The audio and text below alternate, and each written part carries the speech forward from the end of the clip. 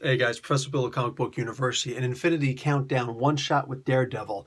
Actually, I don't know if there's actually going to be a one-shot. It looks like it will indeed be a one-shot. There's not going to be anything else with Daredevil for Infinity Countdown. So you can actually see in the back exactly what, like, this is where we're at, and this is what's coming up next. So we got Darkhawk, Captain Marvel, we got Black Widow. You can see it. You know what I'm saying? A couple more Darkhawks and Champions. Yeah, and that's really about it. So no more with Daredevil. And that's interesting because this was kind of, this was a good issue. Don't get me wrong for a moment. This was a good issue, but this isn't necessary at all. Turk has the Mind Stone. You know what I'm saying? And Mind Gem, Mind Stone, whatever. MCU just determines everything, right? So he has the Mind Stone. It is what it is. He's basically just being a butthead with it. What else do you expect Turk to be, you know? But they explain how he got it, and that's really it. I'm still not happy with the comic book, all right? The story was really good, so I can't blame Jerry Duggan for this. Dude's just coming fresh off of Daredevil, Daredevil, off of Deadpool, the longest. A lot of people will justifiably and righteously argue the best Deadpool run ever. It was really great. I'm sitting here stuttering the wrong word. But Chris Sprouse, Phil Noto, and Lee Ferguson doing the art on here. Good stuff. Oh, and Matt Yackey on color. Really good stuff. And Clayton Kane did the, no, that's Crane, did the covers. Look, the inside art isn't, bad at all. It's good. The cover, of course, is usually phenomenal. And it is. Like, this is a really gorgeous cover. I love this. But this issue wasn't necessary to get. What I told you happened is pretty much exactly what happened. There's a fight scene in here also. But even the way it ended, it just seemed kind of like, okay, cool. So this was a one-shot that didn't actually mean anything. But the reason why I'm not, and just here, a really quick grade, I'm going to give this a B. There's nothing wrong with the story. Nothing wrong with, nothing bad about the art. It's just, this isn't necessary. This doesn't really tie into much of anything. This is something that could have been explained. It could have, the Mind Stone could have just been sitting on the side of the street, as far as I'm concerned. It didn't matter that, they showed who's got which stones right now.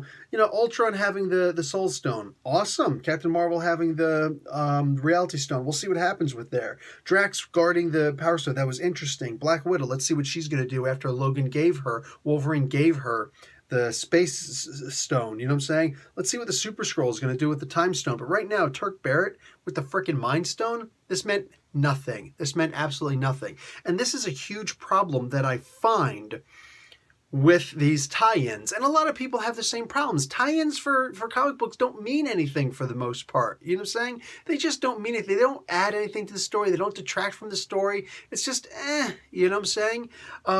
Having these little one-shots is cool because at least you're not killing the main story arc that's going. Like, at least, Charles Soule doesn't have to start, filling in this arc to do whatever because it doesn't mean anything.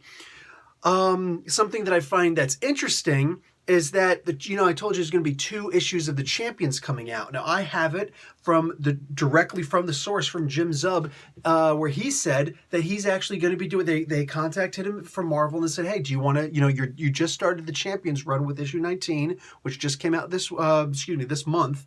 Do you want to do the 2 issues of Champion tie-ins? He says, yes, actually I do. And there's a really cool story there why he's doing all that, because his artist was actually got called on to do 2.5 issues of another comic really quick. So he's backed up. So he's like, well, if I'm going to write these stories and somebody else is going to do the art, cool, that'll get me a little bit backed up. So it'll give this guy time to recover and get back to where he needs to be. So, like, cool story, brah.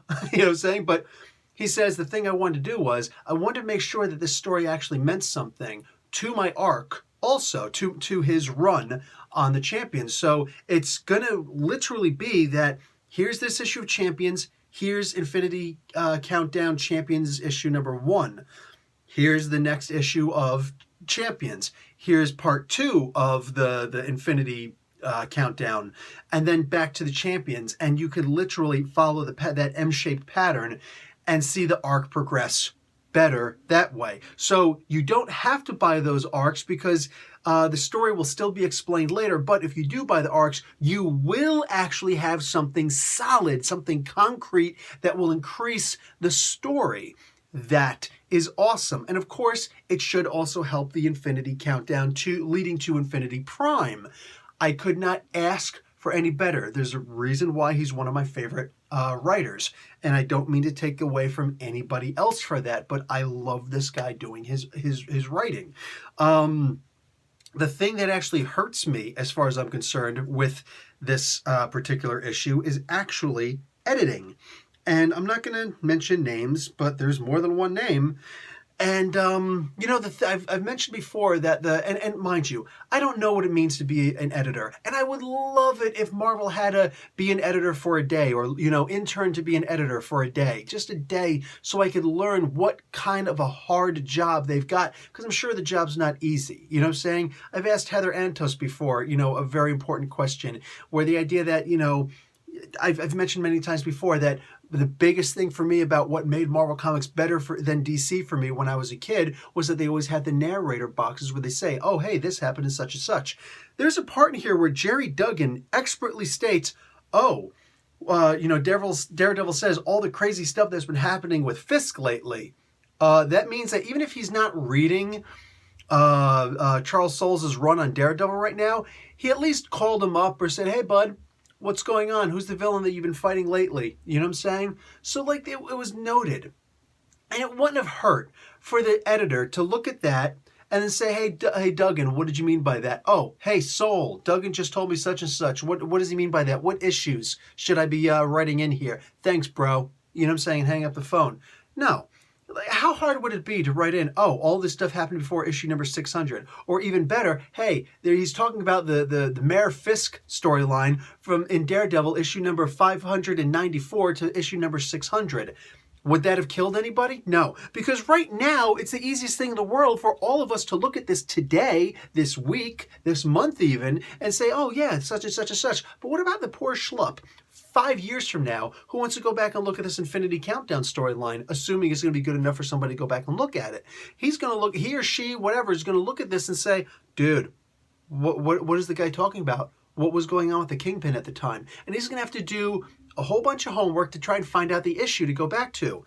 Well, that issue that come out the same week of Daredevil is right here, issue number 602. There's no Kingpin in this issue or in the previous issue. No, that goes back 3 issues and more ago. So he's going to have to literally read the entire arc to find out what's going on with the Kingpin, and then hopefully realize that it's something that happened in the previous arc. So that's a lot of homework for a guy to do just to find out what the heck Jerry Duggan meant by this. It's the editor's job, from my understanding, to put that stuff in there, but it's optional. That should not be optional. So that's one of the big things that bugs me about this and prevents this comic book from going up higher. Again, I don't know how hard an editor's job is. It's gotta be difficult, and I wish that I could take the time out of my day to go and actually, like, you know, go to Marvel and be like, dude, or somebody and say, dude, can you please tell me what it's like to be an editor? I wish I had that kind of access to talk to an editor, like really sit down and just not grill, but, you know,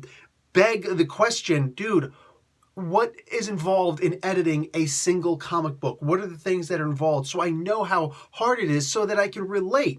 You know, say, oh, the editors have to do this and this and this and this and this, and it's so hard. Yeah, that stinks, man. I can understand why they wouldn't do such and such. Their job is hard enough to begin with. But right now, from the outside, I just look at this and say, I don't think it would have been that hard to throw something like that in.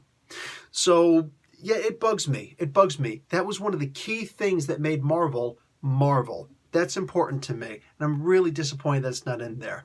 All that being said, like I said, it's not mandatory to read this comic book. It's a fun little story, absolutely. You know what I'm saying? But do you need it for your collection?